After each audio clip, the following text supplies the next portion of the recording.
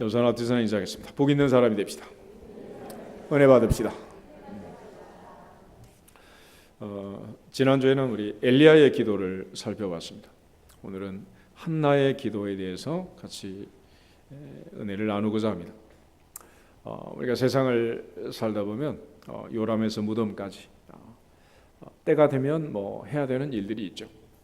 엄마 뱃속에서 10달 동안 잘 지내다가 순산해서 건강하게 태어나서 때가 되면 유치원도 가고 초등학교도 가고 또 때가 되면 뭐 중학교도 가고 고등학교도 가고 사춘기를 거치고 또 대학도 들어가고 아이들은 군대도 가고 시집장가도 가고 이렇게 성장하는 과정이 있습니다. 또 때가 되면 또 이제 취업도 하고 그런데 문제는 이렇게 누구든지 일상적으로 가는 그 길이 내게는 참 어렵고 힘든 그런 경우가 많이 있고 또 성경에도 그런 경우를 많이 기록하고 있습니다. 오늘 한나에게 있어서 가장 큰 아픔은 아이가 없다는 거예요. 아이가. 결혼하면 당연히 아이가 있어야 되는데 아이가 없는 거예요. 요즘 그 젊은 친구들이 이제 결혼을 하면은 아이를 가져야 되는데 의외로 불임 커플이 많고 그래서 이제 시험관 아기든지 뭐 이런 시술을 하는 그런 경우들이 상당히 많이 있는 것 같아요. 여러 가지 이제 뭐 그 전자파라든지 아니면 공해라든지 환경 이런 영향이다 뭐 그렇게 얘기하지만은 여튼 어쨌거나 이런 경우가 참 많이 있는 것 같아요. 지금부터 이제 4,000년 전 아브람 시대만 해도 아브람도 애를 못 낳아가지고 100살이 되어서야 아이를 낳잖아요. 또 아브람 애들 이삭 40의 장가들로 자마치 20년 동안이나 기도하고 환갑이 되어서야 쌍둥이를 낳습니다. 또 그 야곱이 가장 사랑했던 아내 라헬 같은 경우도 애를 못 낳아가지고 남편과 늘 싸우고 언니 레아와 두 여종인 비라와 실바는 애들을 낳아서 자마치 야곱의 아들이 10명이나 됐는데 애를 못 낳는 거예요. 마지막 11번째, 12번째로 태가 열려서 두 아이를 낳고 또 이제 애를 낳다가 세상을 떠나는 그런 비운을 겪게 됩니다. 오늘 이제 한나 역시 바로 이런 아이가 없는 것 때문에 심히 통곡하고 고통스러운 상황에 있어요. 이것이 이제 단순히 애가 없다 뭐 그런 의미보다는 엘가나가 장가를 들었는데 아이가 없단 말이에요. 그래서 또 다른 아내 분인나를 얻어서 또 분인나는 또 자식이 많아요. 6절에 보면은 여호와께서 그에게 임신하지 못하게 하심으로 그의 적수 분인나가 그를 심히 격분하여 괴롭게 했다. 그러니까 분인나는 애가 많고 자녀가 많다 보니까 또 이렇게 되는 거예요. 아브라함의 아내 사라 할머니가 애가 없자 애굽 여종 하갈을 취해서 아이를 낳으면 내 품에 아니면 내 아들이 되지 않겠느냐 이런 얄팍한 인간적인 생각으로 아브라함의 품에 하갈을 안기게 했던. 그리고 나서 배가 불러오자 하갈이 사라를 무시하는 이런 일이 벌어지고 이제 쫓겨나는 막 이런 일들로 있게 되죠. 그런데 단순히 뭐 애가 없다 그거보다는 애가 없다는 거는 뭔가 하나님 앞에서 문제가 있지 않느냐 이런 이제 오해를 받게 되고 늘 이런 그 불편함 속에 있는 거예요. 그래서 지금 사무엘상 1장의 상황을 보면 이제 매년 화목제를 드리러 이제 올라가는 그런 절기란 말이에요. 그러니까 분인나는 많은 애를 데리고 또 이제 엘가나와 더불어서 이제 올라갔지만은 화목제는 보통 이제 제사를 드리고 나면 제사장만 고기를 먹는 게 아니라 제사 드리는 사람들이 나눠 먹게 돼 있다. 그래서 한나에게는 갑절을 줬다.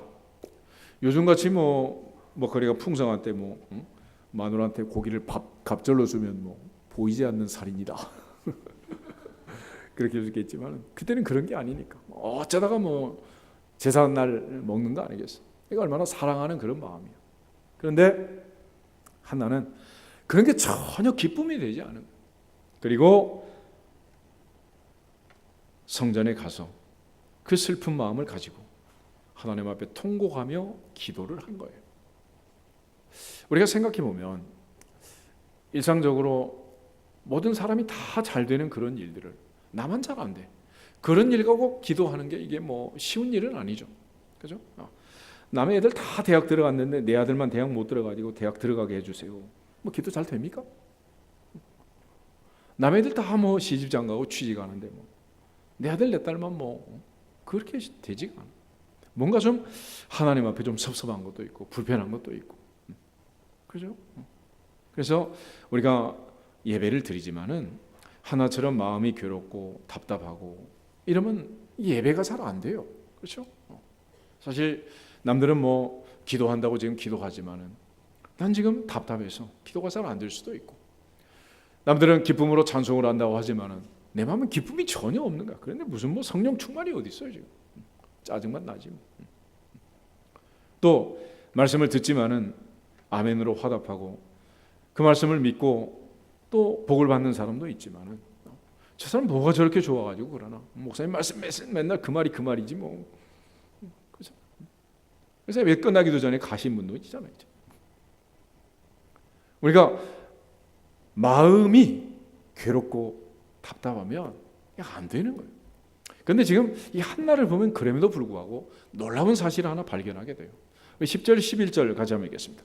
한나가 마음이 괴로워서 여호와께 기도하고 통곡하며 서원하여 이르되 만군의 여호와여, 만일 주의 여종의 고통을 돌보시고 나를 기억하사 주의 여종을 잊지 아니하시고 주의 여종에게 아들을 주시면 내가 그의 평생의 그를 여호와께 드리고 삭도를 그의 머리에 대지 아니하겠나이다. 아멘. 여러분, 마음이 괴롭고 답답하면 찬송도 되지 않고 기도도 되지 않고 예배가 안 되는데 하나님께 가까이 갈 수가 있겠어요? 그런데 놀라운 것은 한나는 이 마음의 괴로움과 고통, 이 슬픔과 통곡을 하면서 하나님 앞에 가까이 나갔다. 하나님 앞에. 이게 한나를 통해서 우리가 배워야 할 가장 중요한 첫 번째 한나의 기도의 교훈이에요. 평소에 좋은 일이 있고 일이 잘 풀릴 때는 모두가 다 뭐 떡도 내고 밥도 내고 뭐 예배도 드리고 해피하지요. 그렇지만 내 인생에 어려움이 오고 고통이 오고 힘든 게 생기면은 자꾸 멀어지게 돼요. 멀어지게 돼요. 그러나 한나는 이 괴로움 때문에, 이 고통 때문에, 이 통곡 때문에 먹는 것 제쳐놓고 여호와께 기도하고 하나님 앞에 점점 더 가까이, 점점 더 가까이 나가고 있습니다. 오늘 무슨 일이 있든지 어떤 상황이든지 주님 앞에 더 가까이 갈 수 있기를 주 이름으로 축복합니다. 기도를 통해서도 더 가까이 나가고, 찬양을 통해서도 더 가까이 나가고, 말씀을 통해서도 더 가까이 나가고. 여러분 모두 다 뒷자리를 아주 좋아하시는데 한 주일에 많이 나올 거 없어. 의자 하나씩만 앞으로 당겨도 얼마나 좋겠어. 그치?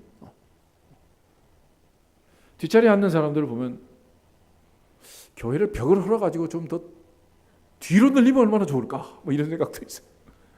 그렇지만 그거는 하나님 앞에서 우리가 갖춰야 할 신앙의 자세로 본다면 가까이 나오는 것이 하나님의 뜻이고, 내 인생을 통해서, 어려움을 통해서, 마음의 괴로움을 통해서 사드락 메삭 아벳느고가 말했던 것처럼 그럼에도 불구하고 그리 아니하실지라도 더 가까이 나올 수 있기를 주 이름으로 축복합니다. 지금부터 3000년 전에 이 불임의 문제를 해결할 수 있는 방법이 뭐가 있겠습니까? 뭐가 있겠습니까? 이왕 같은 시간 예배를 드리는 것, 앞자리에서 더욱 가까이에서 하나님을 섬길 수 있기를 주 이름으로 축복합니다.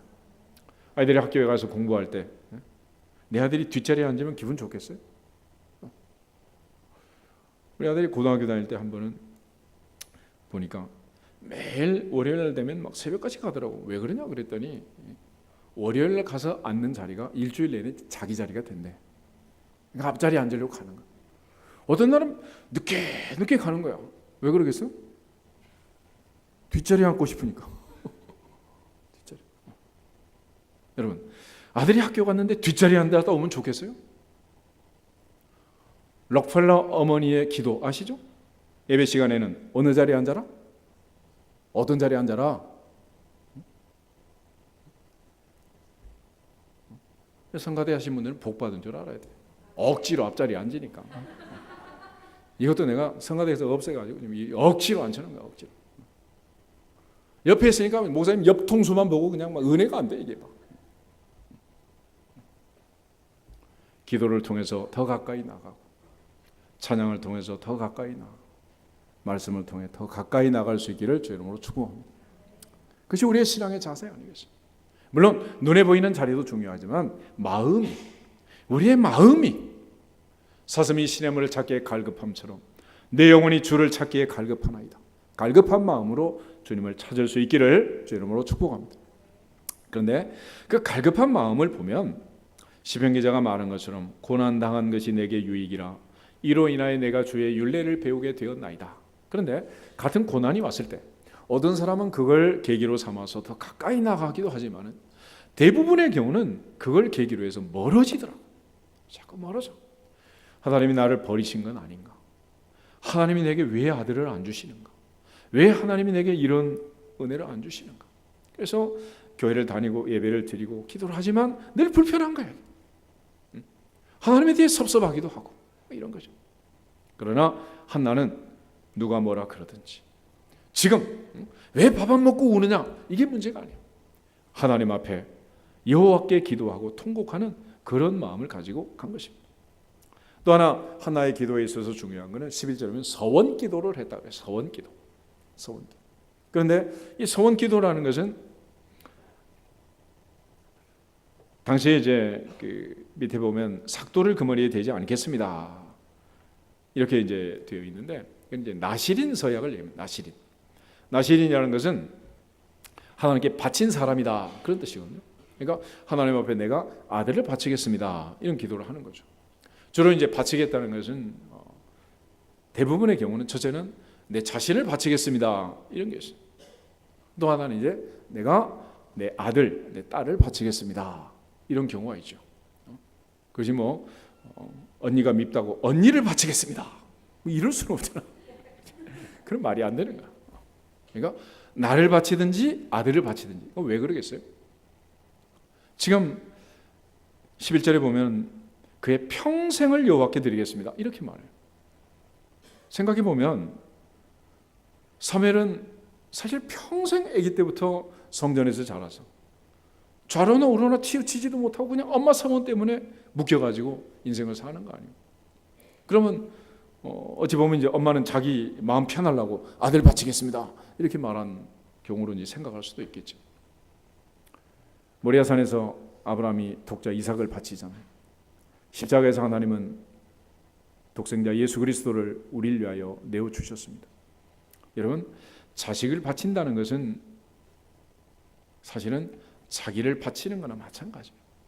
애가 아프면 내가 아팠으면 좋겠다 그런 데가 얼마나 많아.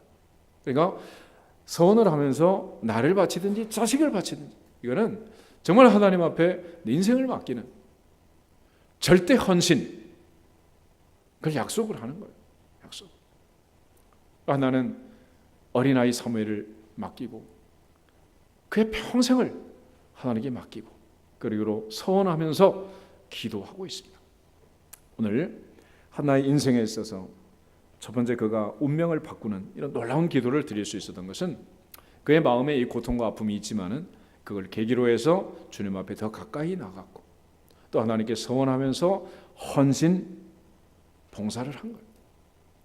사실 뭐 아직 애도 없으니까 뭐 얼마든지 공수표를 뗄 수도 있겠지. 그렇지만 진실로 하나님 앞에 내가 할 수 없는 도저히 있을 수 없는 이런 헌신을 다짐하는 거예요. 그러면 하나님께서 할 수 있도록 시간도 주시고 기회도 주시고 은사도 주시고 물질도 주시고 건강도 주시고 기회도 주실 줄로 믿습니다. 헌신하라, 헌신. 그래서 내가 어떤 일을 하겠습니다 이렇게 다짐하면 하나님께서 할 수 있도록. 그래서 어떤 분들은 뭐 내가 교회를 10군데를 세우겠습니다. 아니면 뭐 선교지에 뭐 교회를 몇 개를 세우겠습니다. 요즘 뭐 이런 일 하시는 분들 많잖아요. 어떻게 그런 일이 가능하냐는 거예요. 어떻게. 그런데 바로 이 한나의 입장을 보면 아무것도 지금 없는 그야말로 눈물밖에 흘릴 수밖에 없는 이런 여인이 하나님 앞에 평생에 자식을 드리겠다고 서원하며 지금 헌신하는 이런 기도를 드리고 있습니다. 하나님 앞에 한나의 기도에 있어서 또 하나의 중요한 것은 하나님께 더욱 가까이 나가기도 했지만은 또 하나 도저히 있을 수 없는 그런 서원을 하면서 하나님께 기도하고 있습니다. 이것이 바로 믿음이라는 것입니다. 그래서 믿음 있는 사람이 기도하는 게 아니라 기도하는 사람이 믿음이 있는 거예요. 진실로 하나님 앞에 우리 모두가 다 기도하고, 올 여름도 무더운 여름철인데 기도의 줄을 놓지 않고 이 믿음으로 하나님 앞에 서원하면서 다짐하면서 결심하면서 여름을 잘 이겨낼 수 있기를 주 이름으로 축복합니다. 또 이제 임직을 앞두고 있는데 오늘 이제 후보가 되신 분들도 하나님 앞에 서원하면서 내가 남은 인생 하나님 앞에 헌신하겠습니다, 이런 다짐을 가지고 그렇게 충성하고 헌신하면 얼마나 좋겠어요. 그래서 신구약 성경을 보면 직분을 받고 세움을 받는다는 것은 첫 번째는 뭐냐? 축복의 가장 큰 자리로 가는 거예요. 그런데 문제는 이제 하나님이 그렇게 은혜로 보좌 앞으로 인도하시죠. 그러나 그를 내가 어떻게 감당하느냐에 따라서 그게 진짜 복이 될 수도 있고, 아니면 그것이 그의 인생에 오히려 걸림돌이 되는 그럴 수도 있는 거예요. 대표적으로 사울 왕과 다윗 왕을 생각하면 알 수 있잖아요. 이스라엘 역사상 가장 첫 번째로 왕이 되었다. 얼마나 놀라운 일입니까? 그런데 사무엘이 사울 왕을 통해서 우리에게 주는 교훈은 아주 간단해요. 순종이 뭐보다 낫다? 제사보다 낫다. 사울 왕은 그 간단한 순종을 못한 거예요. 순종. 그것이 그가 첫 번째 왕자에 올라갔다가 그의 가문이 멸문하는 그런 계기가 되고 맙니다. 하나님 앞에 우리 모두가 다 다짐하고 헌신하고 순종함으로써 하나님께서 원하시는 대로 복을 누리고 은혜와 평강을 누릴 수 있기를 주 이름으로 축복합니다. 그리고 이제 한나의 기도에서 또 하나 우리가 발견할 수 있는 것은 12절부터 14절 말씀, 우리 같이 한번 읽어보겠습니다. 그가 여호와 앞에 오래 기도하는 동안에 엘리가 그의 입을 주목한즉 한나가 속으로 말하며 입술만 움직이고 음성은 들리지 아니하므로 엘리는 그가 취한 줄로 생각한지라. 엘리가 그에게 이르되 내가 언제까지 취하여 있겠느냐, 포도주를 끊으라 하니. 아멘. 이게 또 하나 이제 한나의 기도에 있어서 우리가 깨달을 수 있는 것은 뭐냐면, 이 슬픔을 가지고 이 고통스러운 상황에서 한나는 지금 통곡하며 기도를 하고 있다. 그런데 당대 최고의 지도자인 대제사장 엘리가, 가장 영성이 뛰어나고 영이 맑아야 할 이 제사장이 한마디 하는 거예요. 술을 먹었으면 곱게 먹지 성전에 와서 술주정하느냐, 뭐 이런 얘기지 뭐. 그렇지 않겠어요? 이런 말을 들으면 여러분 어떻겠어요? 기도가 하고 싶겠어요? 하다가 가고 싶겠어요? 만약 내가 여러분한테 그렇게 말하면 교회 나오겠어요? 지금 기가 막힌 상황이 벌어진 거야. 다시 말하면 한나의 기도는 뭐냐? 내 감정을 극복하고 내 모든 감정을 죽이고 하나님을 찾는 그런 기도를 드리는 거예요. 기도라는 것은 감정으로 하는 게 아닙니다. 누가 뭐라 그런다 그래서 하고 그런다 그래서 안 하고 뭐 이런 게 아니에요. 하나는 마음과 심지를 굳히고 하나님 앞에 지금 기도하고 있는 것입니다. 초대교회 성령이 임했을 때 같은 얘기가 들려왔죠. 베드로와 12사도 120명의 성도들이 방언을 하면서 역사적으로 맨 처음 놀라운 성령의 충만함 속에 그들이 방언 기도를 하자. 아침 9시인데 15위에서 몰려온 순례자들이 하는 말이, 이들이 지금 뭐 했다? 술에 취했다. 술주정한다 그랬다. 오늘 하나님 앞에서 우리 모두가 다 성령 충만함으로 누가 뭐라 그러든지 말든지 기도의 줄을 놓지 않기를 주 이름으로 축복합니다. 이런 말 한마디 들었다고 기도하지 않고 또 이런 말 한마디 들었다고 기도의 줄을 놔버리면 누구만 손해요? 자기만 손해요. 그렇죠. 우리 교회도 이제 밤마다 기도하시고 이제 기도하는 기도 대장들이 있는데 말 듣겠지 뭐. 그렇지만 또 말 한마디 들었다고 또 이제 기도 안 하면 그 무슨 의미가 있겠어요? 또 일을 하다 보면 또 말을 듣는 거예요. 말 듣는 걸 힘들어하면 일 못하는 거예요. 그래서 고린도전서 4장에 가면 너희에게나 다른 사람에게나 판단받는 것이 내게는 매우 작은 일이다. 바울이 그랬어요. 이걸 매우 작은 일로 생각해야지 제사장이 한마디 했다고 또 그걸 갖다 꽁 해가지고 그냥 뒤끝 있게 또 이제 3박 4일 풀리면 좋지만 막 석 달 열흘 동안 또 안 풀리고 막 교회도 안 나고 예배도 안 드리고 막 시험 들고 막 이러면 되겠어요. 그래서 신앙생활은 뭐냐? 자기 감정을 다스려. 감정. 그러니까 신앙생활은 내가 상한 감정을 이기는 것입니다. 대표적인 건 두 가지요. 과거에 대한 분노, 미래에 대한 두려움. 할렐루야. 그래서부터 벗어나서 기도하면 모든 지각에 뛰어난 하나님의 평강이 그리스도 예수 안에서 너희 마음과 생각을 지키시리라. 할렐루야. 그 마음과 생각을 지켜주시는 하나님이 지켜주시는 그 은혜가 있어요. 그런데 하나는 여기에 대해서 엘리한테 화를 내거나 상한 감정이 전혀 없어요. 그래서 15절 16절 한나가 한 얘기를 한번 들어보겠습니다. 한나가 대답하여 이르되 내 주여 그렇지 아니하니이다. 나는 마음이 슬픈 여자라. 포도주나 독주를 마신 것이 아니요 여호와 앞에 내 심정을 통한 것뿐이오니 당신의 여종을 악한 여자로 여기지 마옵소서. 내가 지금까지 말하는 것은 나의 원통함과 격분됨이 많기 때문이다 하는지라. 아멘. 그렇게도 보일 수 있겠다라고 생각하고 내가 지금까지 이렇게 기도하는 것은 술 취해서 그런 게 아니고 나의 원통함과 격분됨이 많아서 그렇습니다 하고 제사장한테 얘기를 한 거예요. 그러니 또 엘리가 이 말을 들으니 얼마나 또 무안하고 미안하고 뭐 그러겠어. 그래서 엘리가 이제 지나가는 말로 한마디를 하는 거예요. 이게 지금 놀라운 얘기인데 17절 18절 다시 한번 보겠습니다. 엘리가 대답하여 이르되 평안히 가라.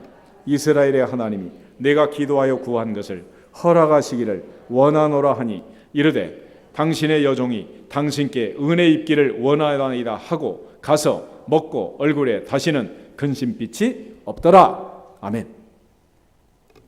보세요. 조금 전에 엘리가 한 말, 언제까지 취해 있겠느냐, 포도주 끊어라 하는 말투하고 평안히 가라 하는 말투하고 같아요, 달라요? 똑같은 거야. 별 의미 없이 그냥 한 거야. 그렇지? 뭐 여기다 무슨 뭐 대단한 뭐 믿음을 집어넣어 가지고 그냥 한 시간 동안 축복기도 해준 게 아니잖아요. 평안히 가라. 이제는 먹고 마시고 쉬어라. 이스라엘 하나님이 내가 기도하여 구한 것을 허락하시기를 원하노라.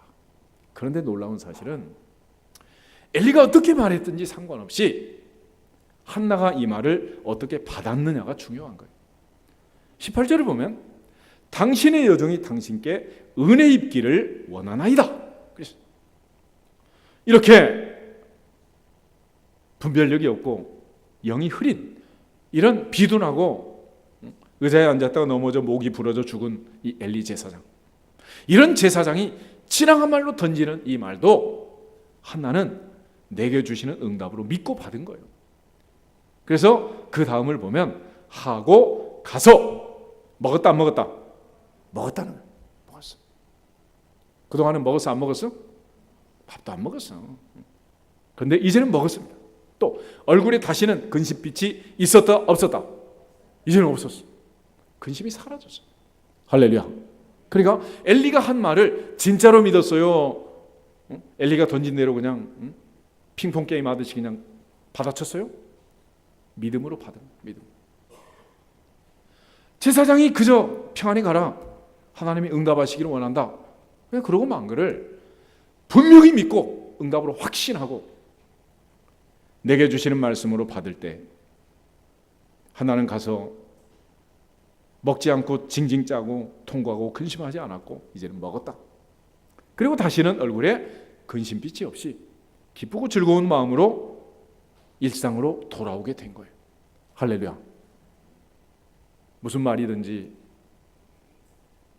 받는 사람의 자세가 중요합니다. 그래서 상처라는 것은 누가 주는 게 아니에요. 상처를 만드는 것도 나고 상처를 아물게 하는 것도 나고 내 자신. 그러니까 내 자신이 어떻게 하느냐에 따라서 상황은 전혀 달라지게 되는 것입니다. 하나님 앞에서 한나를 통해서 이렇게 슬픔 많고 상처받은 이 여자한테, 그것도 제사장이란 사람이, 대제사장이 이런 식으로 말을 하면 이게 얼마나 상처가 되겠어요. 그런데 그는 전혀 상처를 받지 않았고 오히려 하나님의 은혜 입기를 원합니다. 그래서 한나라는 이름의 뜻에는 은혜라는 말이 있습니다. 은혜. 우리 모두 다 은혜로 사는 사람들인 줄 믿습니다. 그래서 한나는 이 은혜를 사모하고 이 은혜를 믿고 하나님이 내게 은혜를 주실 걸 확신하는 거예요. 천사 가브리엘이 동정녀 마리아를 찾아와서 인사할 때도 하나님께 은혜를 받은 자여 평안할지어다 그랬어요. 그러니까 하나님이 우리에게 응답하실 때 제일 좋은 말이 뭐냐? 은혜를 준다는 거예요. 여호와는 그 얼굴을 내게 비추사 은혜 베푸시기를 원하노라. 할렐루야. 은혜 받는 은혜. 그래서 바울은 언제나 너에게 은혜와 평강이 있을지어다. 은혜를 사모하는 은혜. 한나의 마음속에 이 말이 가슴의 모처럼 박혔습니다. 진실로 믿어진 거야. 그리고 나서 근심도 사라졌고 모두 다 상황이 풀린 거예요.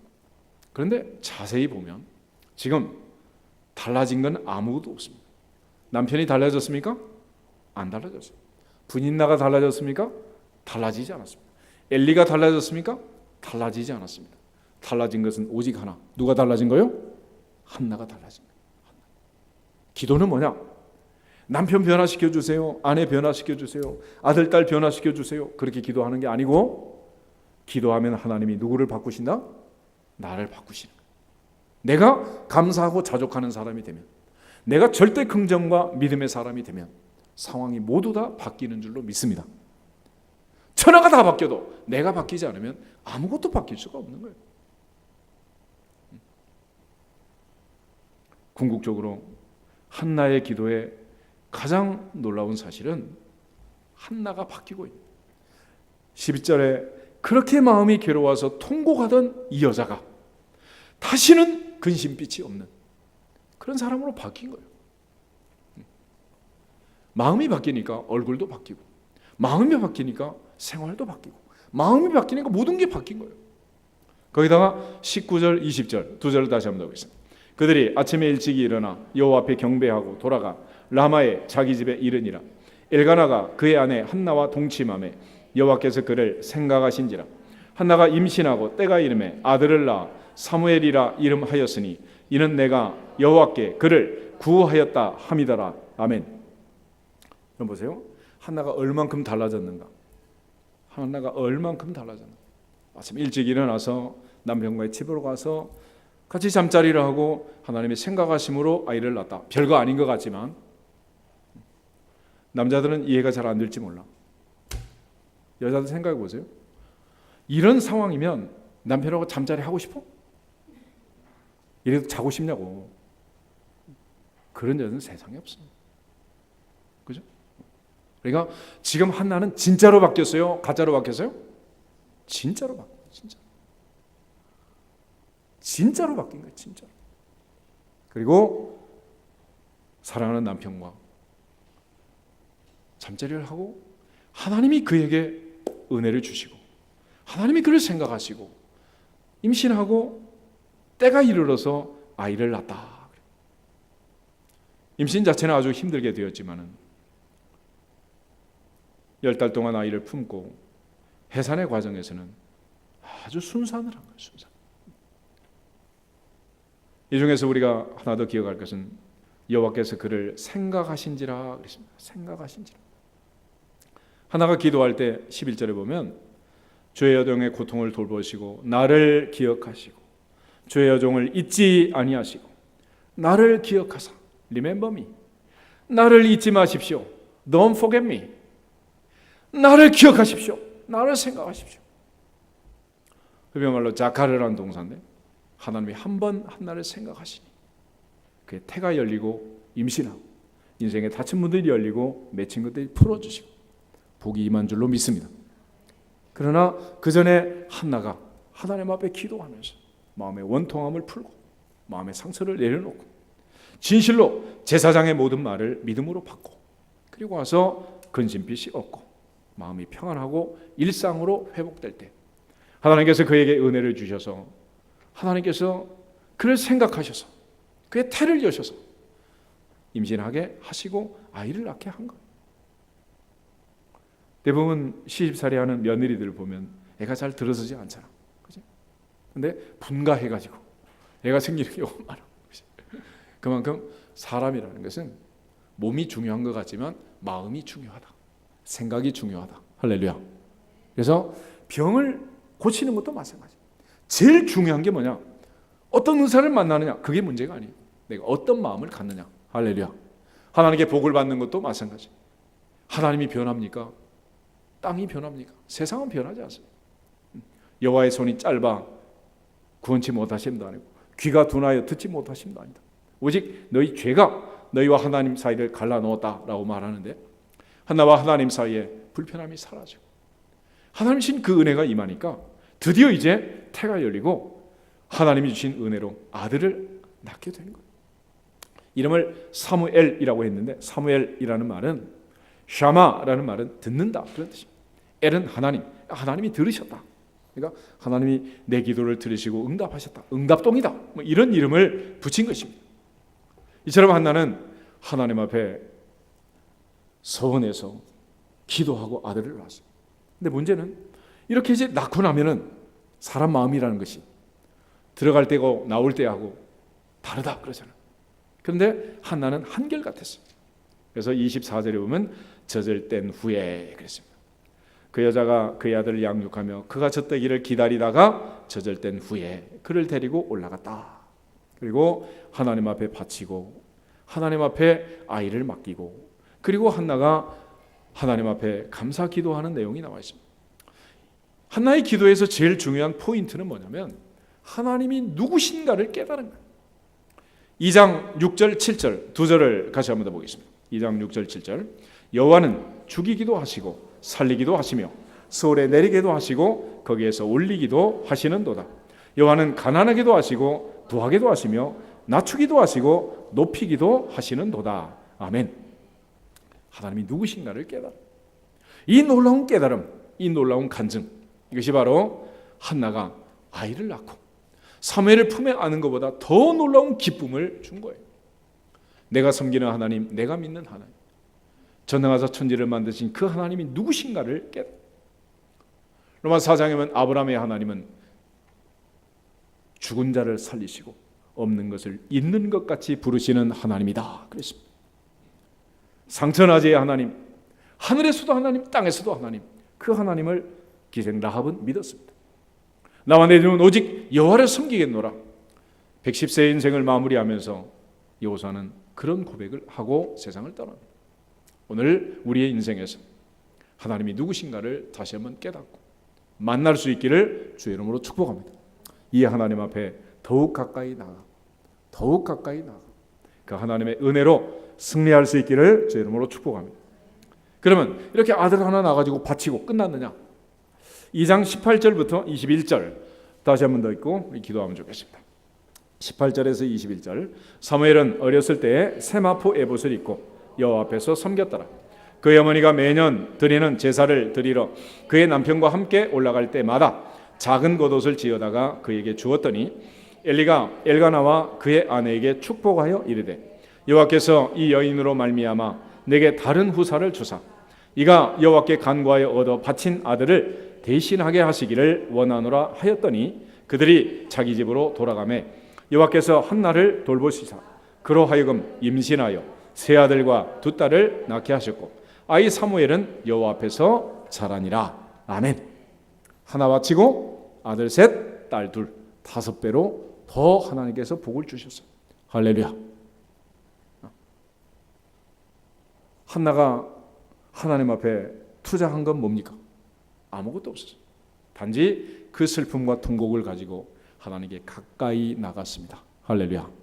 우리 옆 사람을 인사하겠습니다. 하나님 앞에 가까이 나갑시다. 두 번째는 엘리가 뭐라 그러든지 그 감정에 휘말리지 않고 평정심을 가지고 과거에 대한 분노, 미래에 대한 두려움, 마음의 상처를 극복하고 감정을 이긴 거예요. 할렐루야. 다시 한번 인사하겠습니다. 감정을 이깁시다. 아멘. 그리고 마지막 한나의 기도에서 정말 우리가 배워야 할 것은 서원하는 것은 반드시 어떻게 해라? 갚으라는. 그래서 전도서 5장에 가면 해로울지라도 갚으라는. 갚으면 손해보는 거 아니고 하나님께서는 반드시 30배, 60배, 100배로, 1000배, 만배로 갚아주실 줄로 믿습니다. 무더운 여름이지만 우리가 남에게 말할 수 없는 일들, 말해봤자 소용도 없는 일들, 기도도 안 되는 문제들, 그러나 하나님께 맡기고 구하면 반드시 응답하시고 복을 주실 줄로 믿습니다. 올 여름도 기도의 줄을 놓지 않고 기도해서 반드시 간증의 주인공이 되기를 주의 이름으로 축복합니다.